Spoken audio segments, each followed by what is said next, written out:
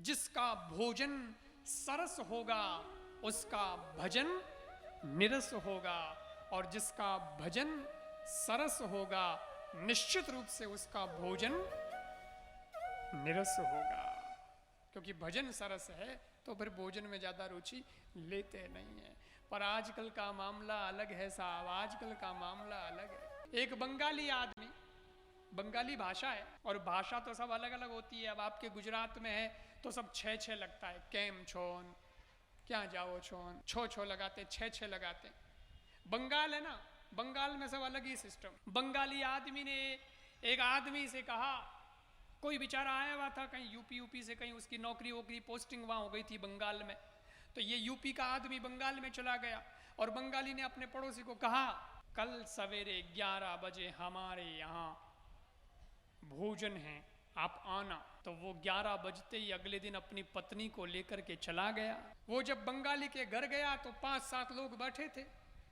2 लोग ढोलक बजा रहे हैं, 3 लोग मजीरे बजा रहे हैं, एक जना हारमोनियम बजा रहा, एक गा रहा है, ये भी बेचारा बैठा रहा। भोजन का इंतजार करने लगा, लेकिन 12 बज गई, 12:30 बज गई, 1 बज गई, 2 बज गई, लास्ट में 3 बजी।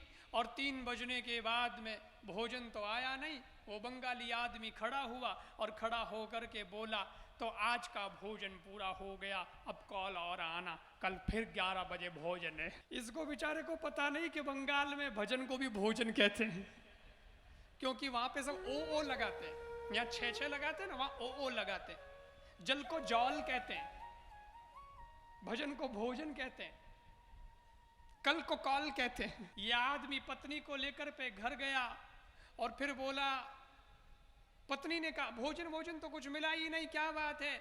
उसने कहा अब नहीं मिला वो तो मेरे को पता नहीं है, लेकिन पत्नी ऐसा गुस्सा हुई कि सुबह का तो उसके घर पे नहीं मिला और शाम को पत्नी ने नहीं दिया। अगर भोजन के चक्कर में रहोगे तो ऐसा ही होगा, लेकिन अगर भगवान के भजन में लग जाओगे तो देखो संतों को वो करते कुछ दिखाई नहीं देते, लेकिन फिर भी भगवान उनके सारे कार्य संपन्न कर देता है। इसलिए ज्यादा संसार में मत फंसना, कर्तव्य निभाना, जिम्मेदारी निभाना, अपना फर्ज निभाना।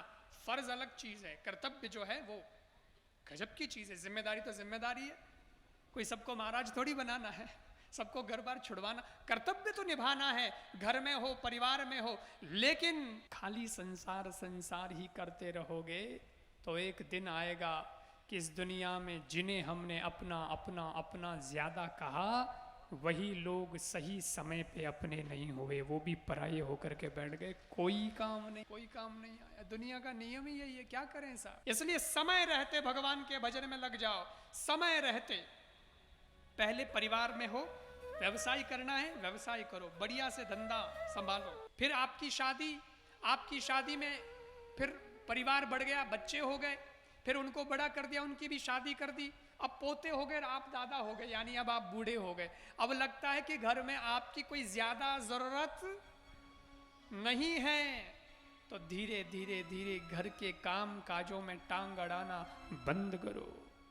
सही कह रहा हूं मैं आपको, घर के काम काजों में टांग अड़ाना बंद करो, नहीं तो कई बार बड़ी गड़बड़ हो जाती। हैंग जगह बहुआ खराब नहीं हुए, कटी कटी डोकरी ही खराब हुआ। एक बार ऐसा हुआ, मेरी कथा थी कहीं, भागवत की कथा, 7 दिन की कथा। 7वें दिन कथा जब पूरी हो गई, हम लोग रवाना हुए, तो एक महिला आई और महिला आकर के मुझसे बोली, महाराज आप जा रहे हो? मैंने कहा जाना ही पड़ेगा, हमको जाना पड़ेगा, क्या करें, हमारा तो काम ही यही है, प्रवास ही रहता है। हम तो 5 दिन यहाँ रहे, 7 दिन यहाँ रहे, 9 दिन वहाँ रहे, फिर आगे से आगे आगे आगे, हम इससे ज़्यादा कहाँ रुकते हैं, हम तो पंछी हैं, उड़ते पंछी। जब आगे जाएंगे फिर आगे कथा सुनाएंगे।